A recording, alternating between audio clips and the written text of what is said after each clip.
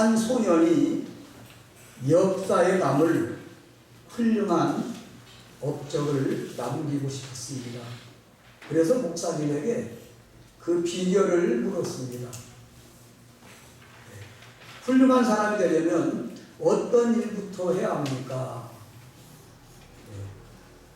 그때 목사님은 소년에게 친절하게 설명해 주었습니다. 하루 24시간 중 1시간만 내게 가르친 대로 행동을 할 수 있겠는가라고 물었습니다. 그랬더니 소년은 이렇게 대답합니다. 그것은 그렇게 어려운 일이 아니죠. 겨우 1시간인데요. 그래서 목사님은 소년에게 훌륭한 업적을 남기는 비결을 설명했습니다.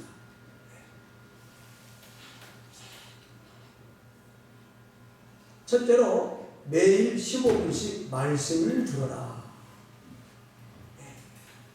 두 번째로 매일 15분씩 하나님과 이야기하라. 또 매일 15분씩 하나님에 대하여 이야기하라. 전도하라는 것이죠. 그 다음에 매일 15분씩 희생적인 사랑의 행동을 하라. 사랑의 실천입니다. 그러면 너는 훌륭한 하나님의 종이 될 것이다. 소년은 그때부터 평생 이 교훈을 행동으로 옮겼습니다. 그리고 그는 과연 전 세계를 누비는 인물이 되었습니다. 이 사람이 바로 20세기 초에 미국에서 가장 영향력을 있는 복음 전도자로서 세계적인 부흥사 바로 빌리 썬데이입니다. 지금 사진에 보이는 저분이 빌리 썬데이입니다. 수많은 사람들이 와서 빌리 썬데이의 말씀을 듣고 예수님을 영접하는 놀라운 역사가 일어났습니다. 약 그 당시에 150만 명이 모였다고 해요. 대단한 것이죠. 그는 사도 바울 이후 가장 위대한 복음 전도자라는 극찬을 받았습니다. 훌륭한 스승을 만나 가르침을 받고 부모로부터 좋은 교육을 받은 사람은 행복한 사람입니다.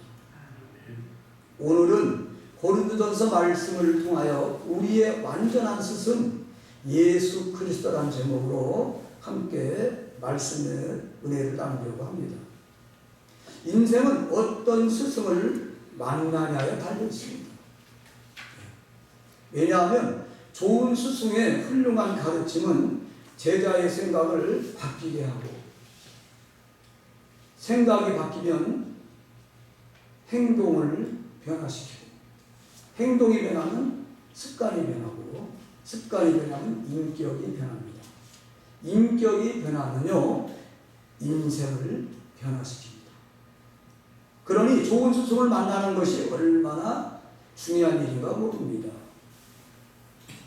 세계 여러 나라를 보게 되면요, 교사가 존경받는, 높임을 받는 나라는 잘 사는 나라고 건강한 나라입니다. 우리나라도 한때는 스승을 하늘같이 했어요. 하늘같이. 근데 요즘 많은 안타까운 일들이 많이 생기고 있습니다. 더불어 스승을 존경하고 높이는 사람이 성숙한 인격의 소유자입니다. 그러기에 여러분은 여러분을 여기까지 오게 해주신 부모님의 은혜를 잊지 말고 감사하며 살아야겠지만 특별히 스승의 사랑과 은혜를 잊지 말아야 합니다. 여러분, 위대한 인물 뒤에는 훌륭한 스승이 있었어요. 성경에도 보면 여러 가지 내용이 나옵니다. 예를 든다면 여호수아가 스승 모세가 가르쳐준 말을 잘 순종하였습니다. 또 위대한 선지자 엘리사가 스승 엘리야를 잘 따랐기에 위대한 선지자로 쓰임을 받았습니다. 그리고 디모데가 스승 바울 선생을 잘 따랐고 또 섬겼기에 하나님이 들어주셨습니다. 그러나 사람은 아무리 훌륭한 스승일지라도 불완전하고 부족한 부분이 흠이다 있습니다.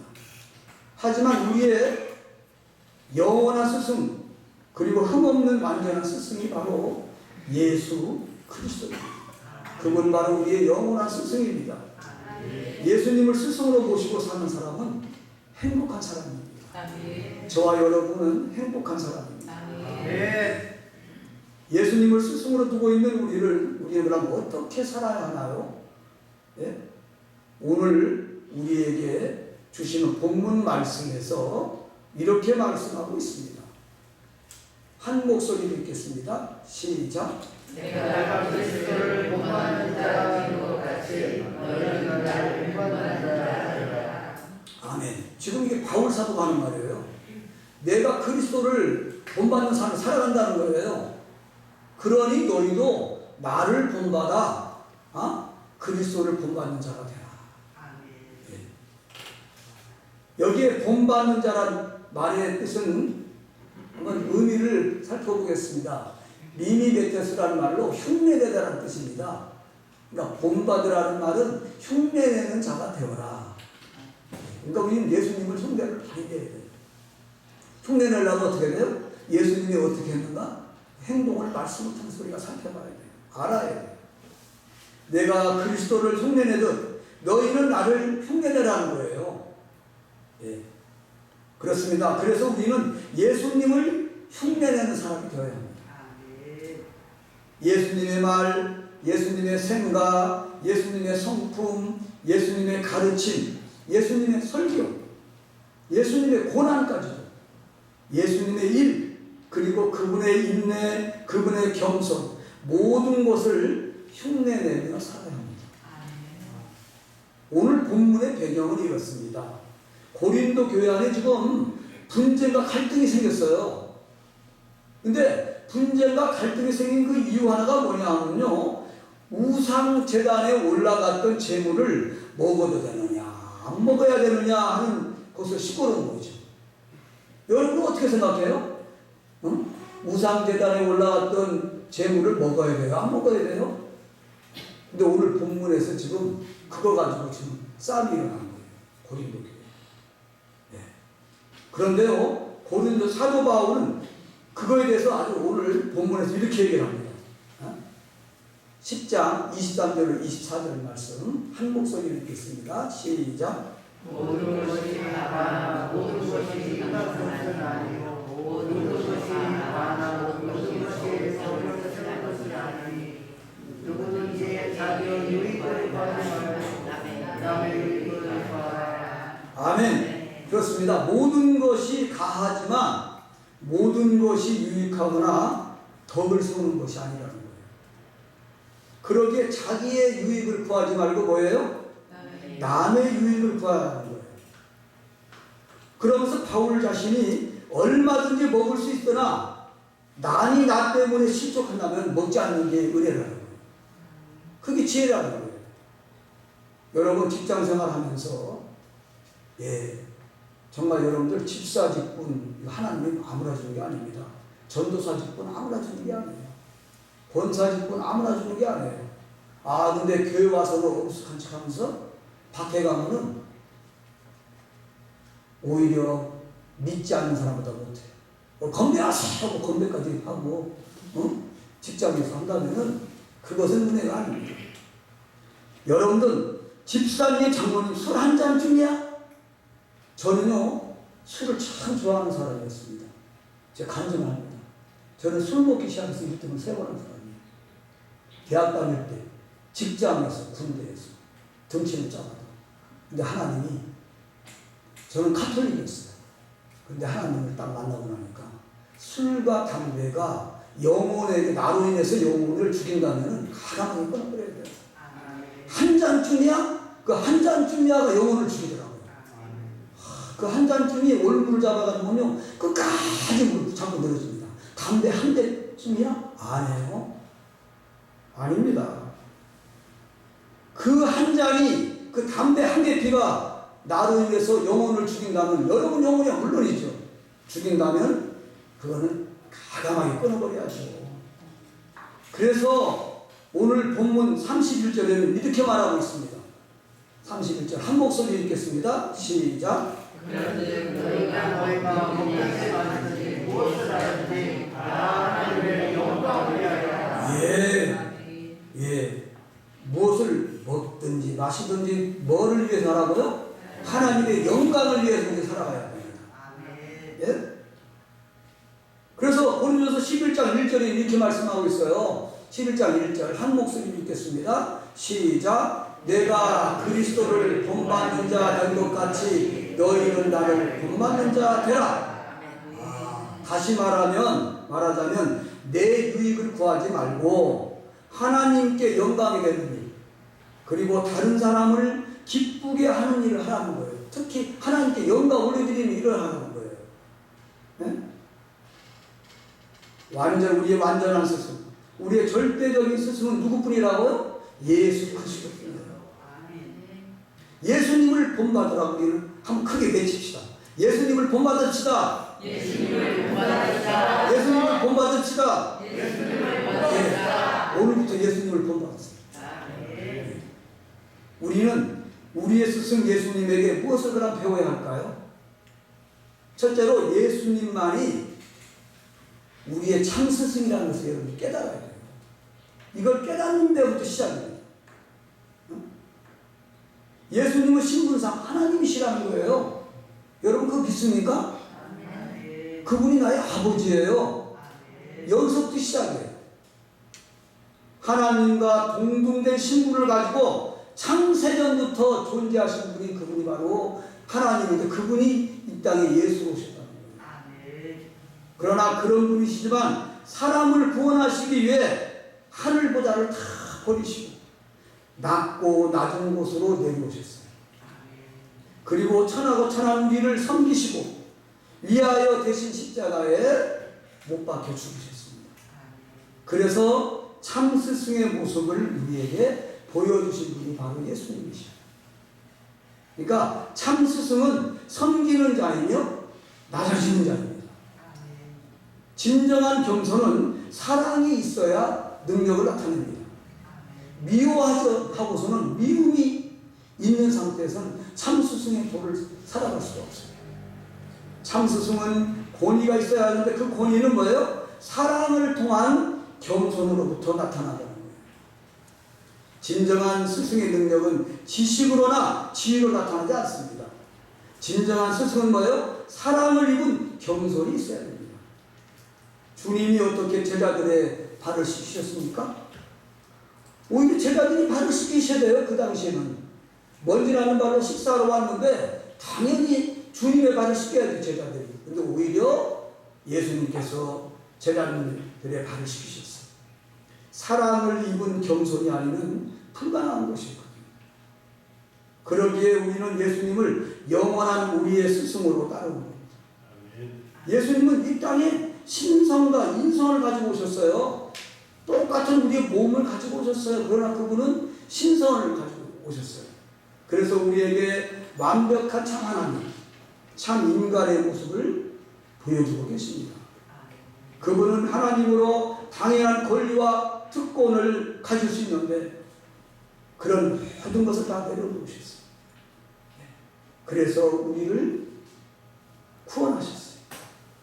그분의 소원은 하나입니다. 그분의 소원 하나가 무엇일까요? 그분의 소원이 무엇일까요? 우리가 하나님의 자녀의 형상을 회복하는 거예요. 아담과 하와 선악과 이후에 하나님의 모습의 형상이 깨졌어요. 죄로 인해서. 그걸 회복하는 거예요.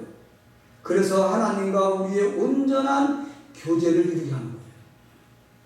예수님은 우리의 완전한 스승이고 우리의 모델로 오신 분이에요.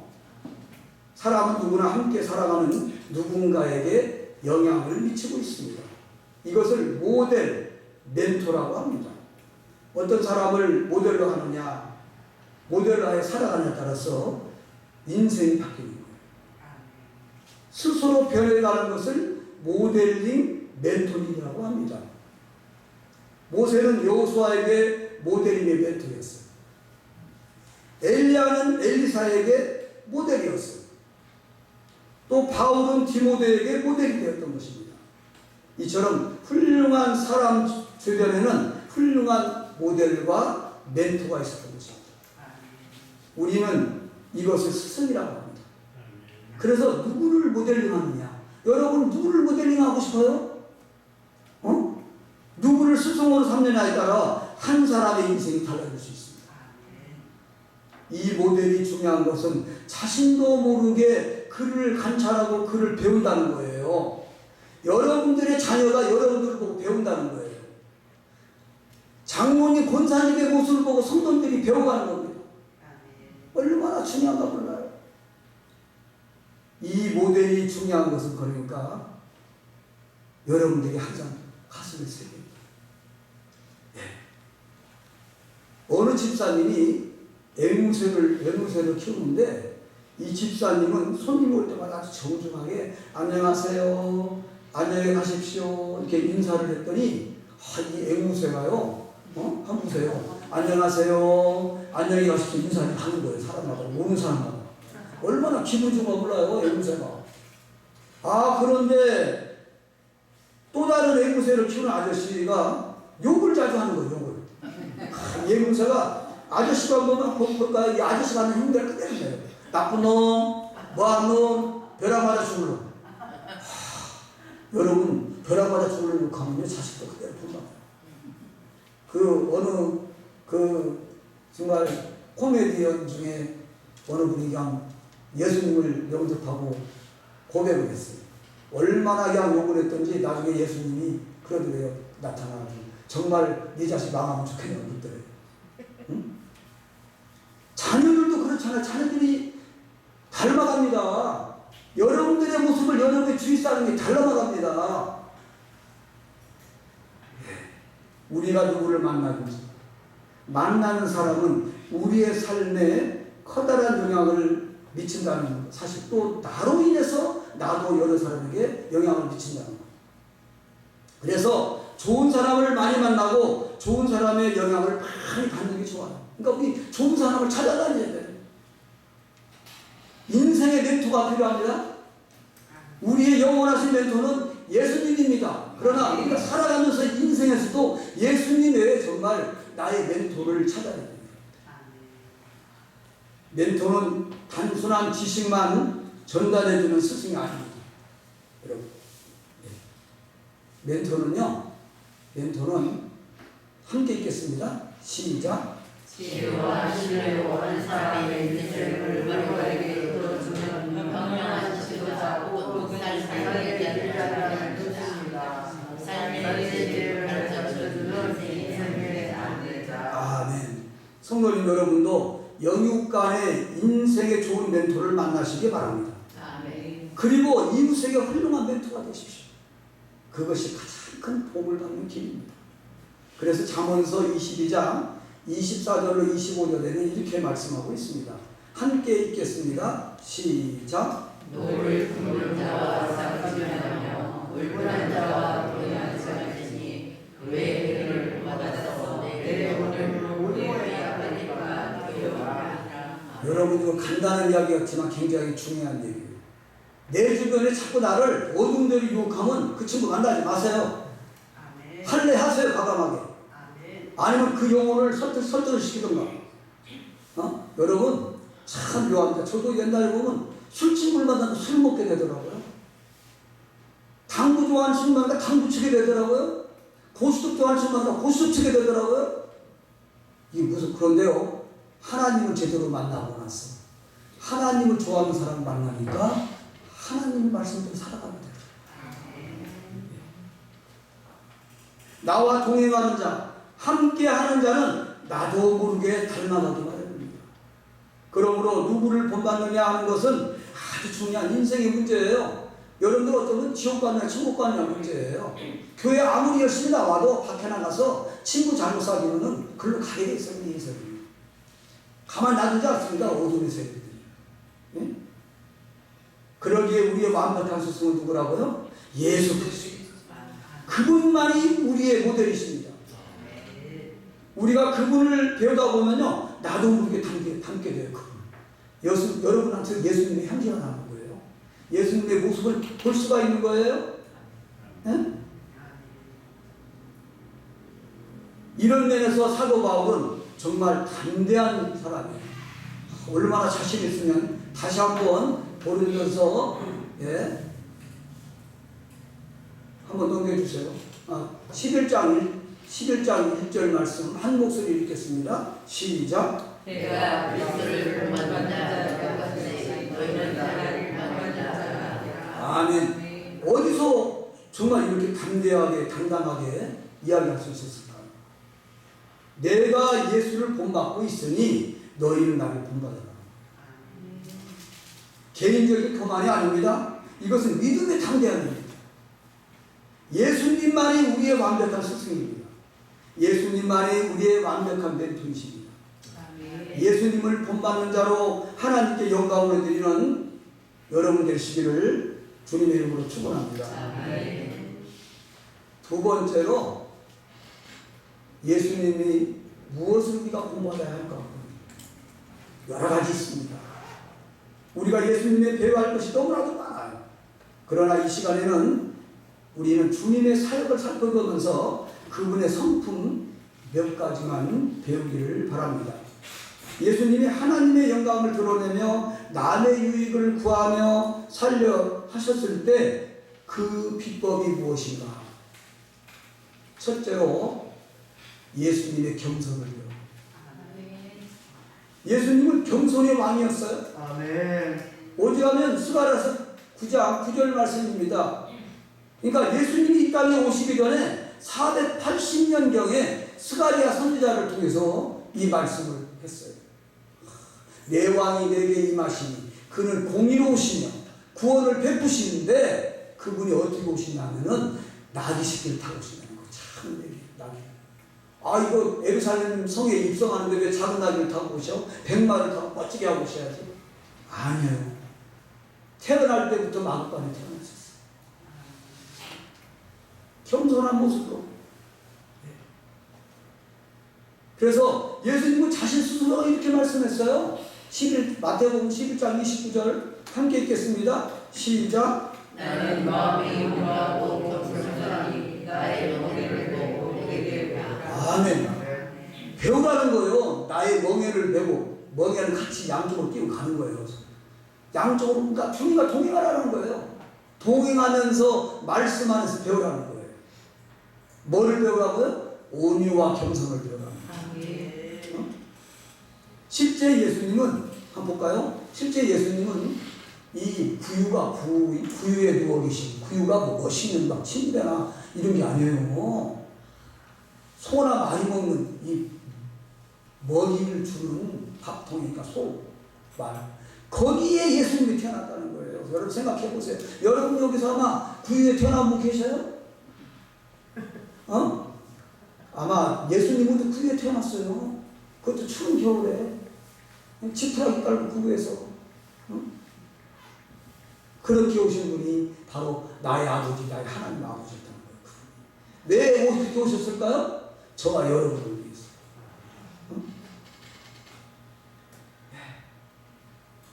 전능자 하나님이 하늘보다를 내려놓으시고 이 땅에 오신 것도 항공한데 아무도 환영하지 않는 것, 외진 곳, 가장 낮은 곳에서 태어났었어요.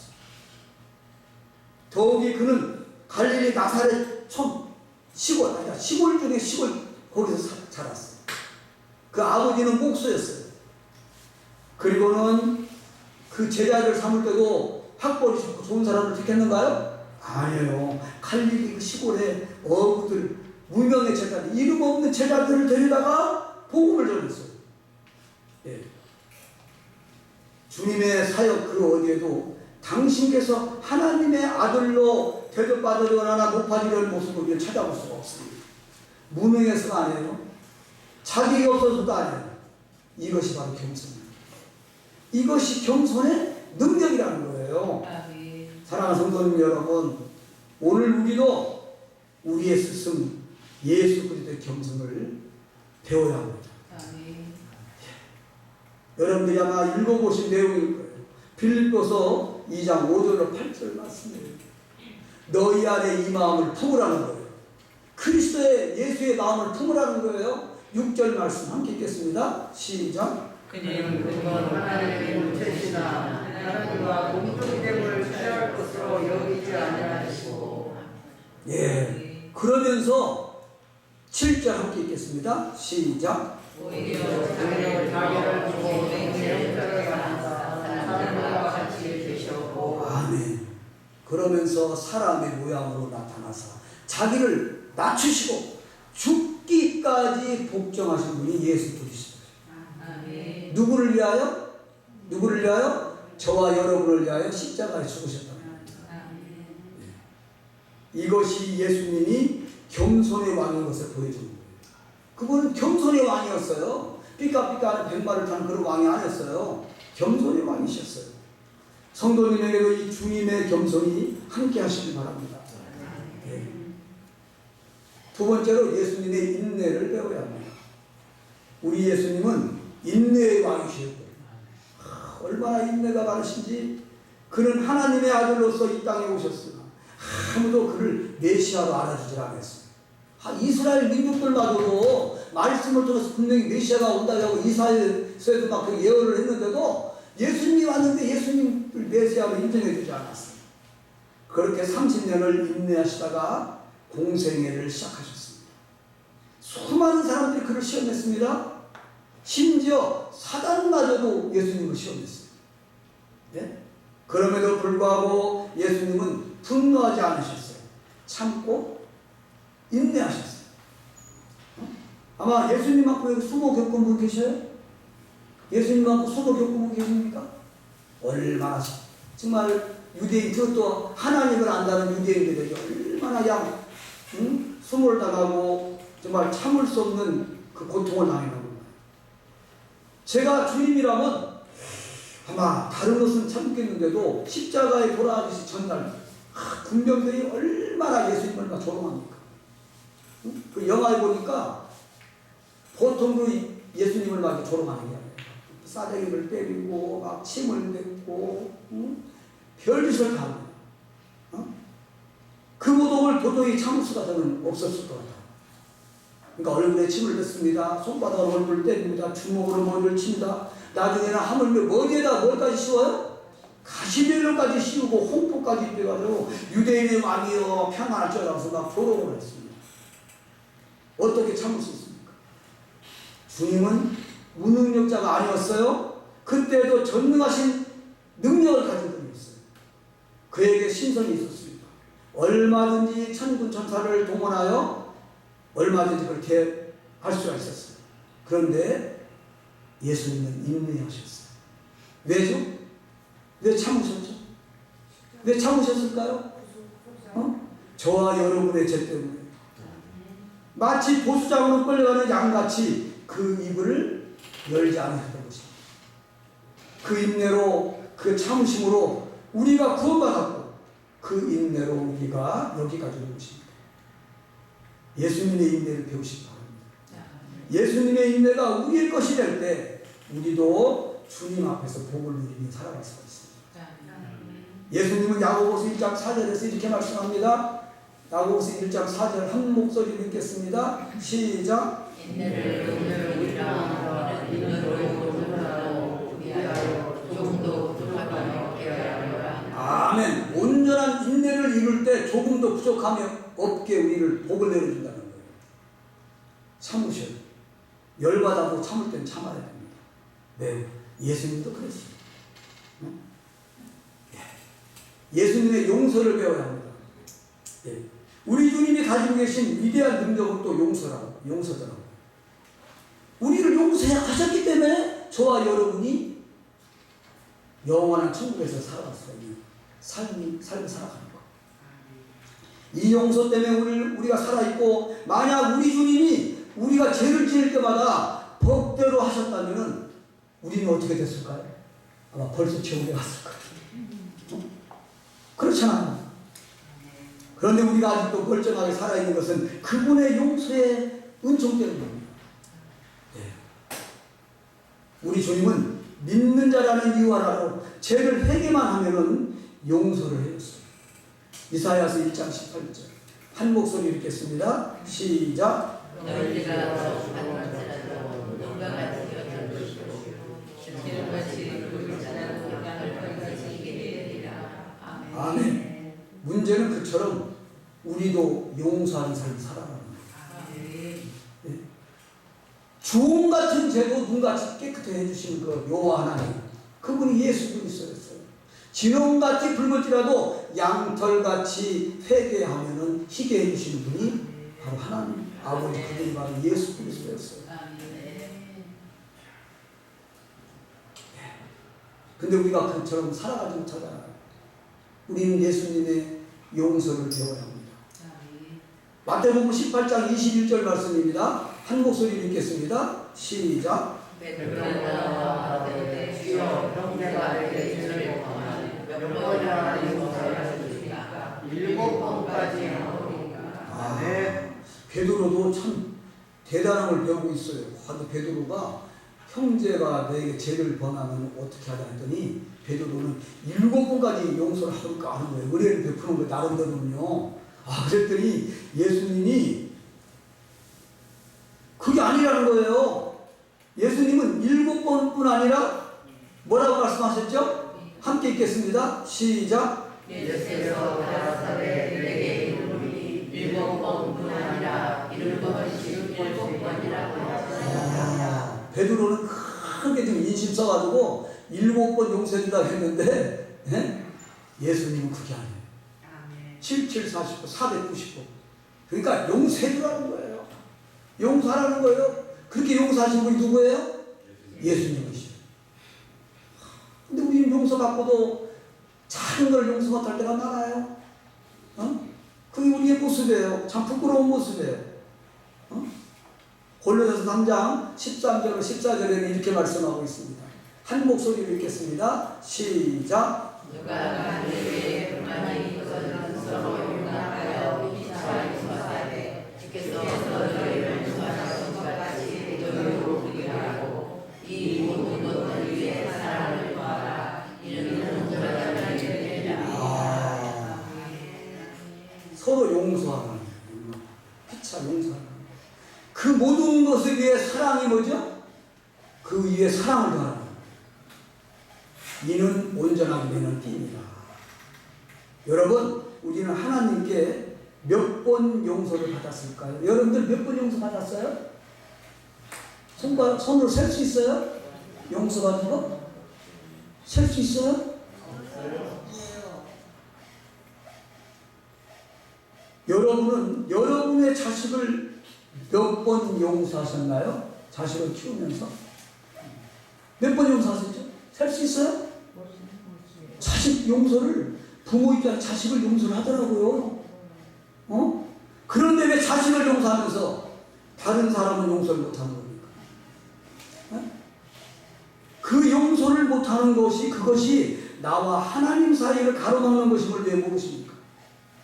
마태복음 18장 35절입니다.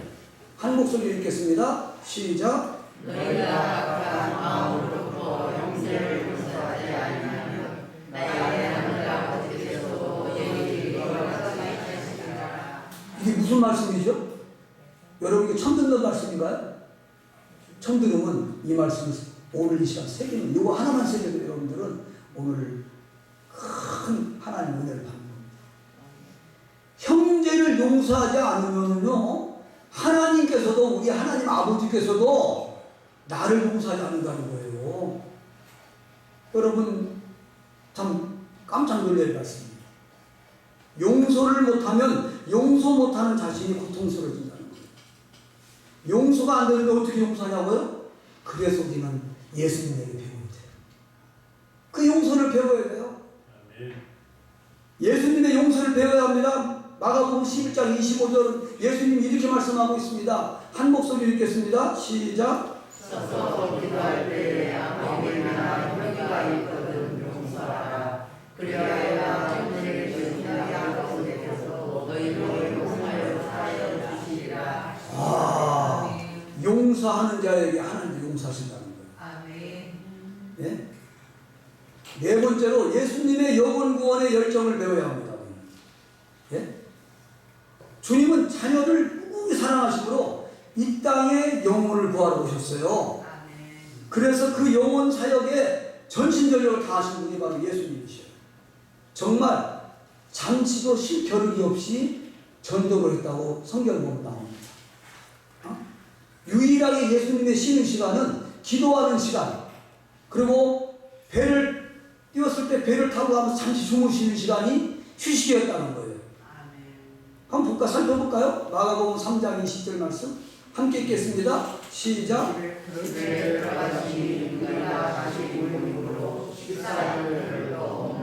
아멘. 식사할 겨를도 없이 전도하시는 분이에요. 누구를 위해서? 저와 여러분을 위해서. 뭐 전도할 시간이 없다? 교회 올 시간이 없다? 사업 때문에 오늘 중요한 약속 때문에 골프 약속 때문에 예배를 못 온다? 예. 한번 그렇게 한번 해보세요. 여러분 정말 마음의 평강이 있고 여러분이 천국을 누릴 수 있고 하나님의 복이 누려지는 거예요. 나중에 여러분들 후회합니다. 어떤 사람은 교회 와서 복을 받고 살만하니까 그때부터 골프를 배워가지고 주일날 골프 모임에 가고 교회를 하나 와요. 인터넷으로 예배를 드린대요.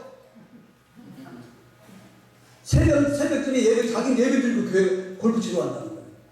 자기는 예배 드리고 식당 운영한다는 거예요. 장사한다는 거예요. 저는 제 주변에 정말 복 받은 사람이 몇 분 계셔요. 일요일 날은 절대 사업이든 뭐든 일을 안 씁니다. 결혼식에 안 갑니다. 장례식에 안 갑니다. 일요일 날 오직 교회 와서 공동체 안에서 같이 천국의 삶을 여기서 연습합니다. 이게 복 받는 일이에요. 예. 마가복음 1장 38절입니다. 한 목소리 읽겠습니다. 시작.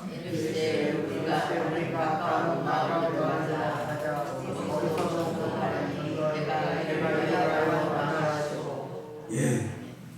내가 이를 위해 전도하려고 왔노라 이렇게 말씀하고 있어요. 예수님은요. 그럼 여러분들을 뭐 때문에 이 세상에 보냈을까요? 여러분들을 그걸 깨닫는 게 지혜예요.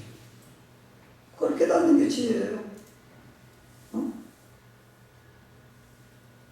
영혼 구원의 열심이 우리 주님에게 있었어요. 심지어는 부활하신 후 승천하시면서 마지막 유언으로, 그러니까 어떻게 보면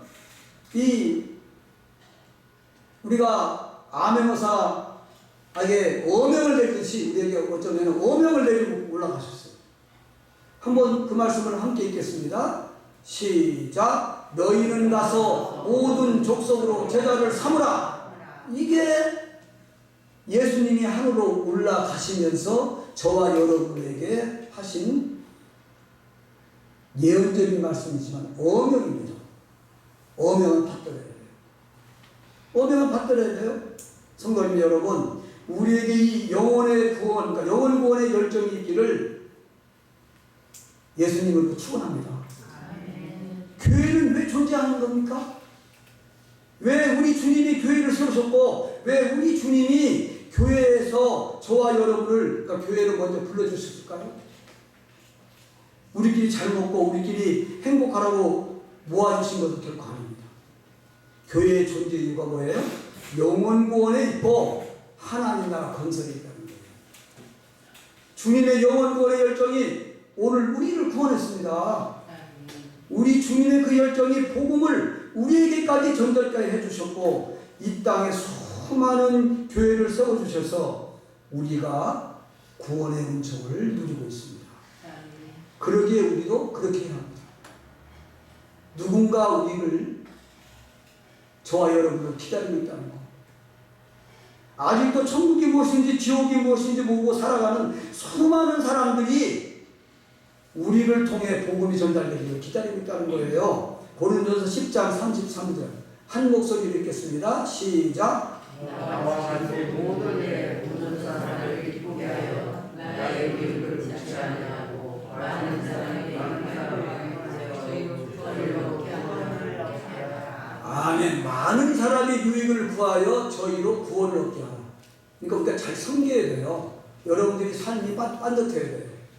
직장은, 여러분 직장은 하나님이 파견한 근무지입니다. 파견 근무제예요. 그 파견 근무제에서 하나님의 이 일을 잘 감당하는 거예요. 응? 그래서 그 은혜에 감사하여 천하보다 더 귀한 영혼을 한 명이라도 구원하는 일에 우리는 목표를 두고 살아가야 돼요. 먼저 믿는 우리가 복음을 전하지 않아서 우리 때문에 나 때문에 우리의 가족이 우리의 이웃이 지옥 간다면 그 책임이 누구의 책임입니까? 그래서 바울은 고린도서 9장 16절에 이렇게 얘기하고 있어요. 한 목소리 읽겠습니다. 시작. 내가 오늘 전할지라도 사랑하고 싶었으면 내가 부득불 하리라. 만일 복음을 전하지 않으면 내게 화가 있을 것이다. 아멘. 바울 사도가 고백했듯이 부득불할 일이 저와 여러분들이 할 일이 바로 전도입니다. 영원 구원입니다. 만일 복음을 전하지 않으면 뭐예요? 내게 화가 있을 것입니다. 여러분들에게 화가 있다는 거예요. 예. 그래서 우리는 그러면서 또 사도 바울은 이렇게 고백을 합니다. 예. 10장 32절 한 목소리 읽겠습니다. 시작.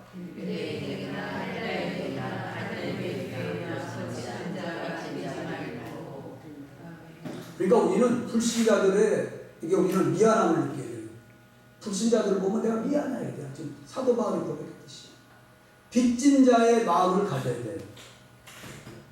저와 여러분은 빚진 자입니다. 성도는 목적이 분명해야 합니다. 성도님 여러분, 하나님의 영광을 위하여 살아갑시다.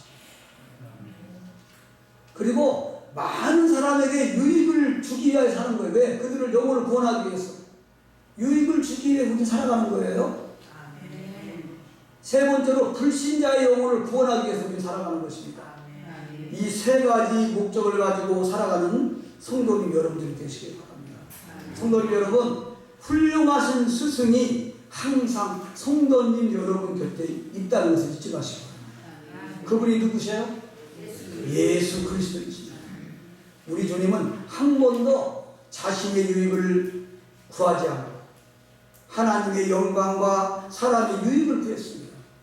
우리도 다른 사람을 기쁘게 하는 사람이 되어야 합니다. 진정 우리가 닮아가야 할 대상은 누구예요? 예수 그리스도입니다. 예수님을 닮은 사람이 세상을 변화시킵니다. 예수님은 우리의 완벽한 스승이시며 최고의 스승입니다. 그분께 감사하며 닮아가는 저와 여러분 되시기를 주님의 이름으로 축원합니다. 축원합니다.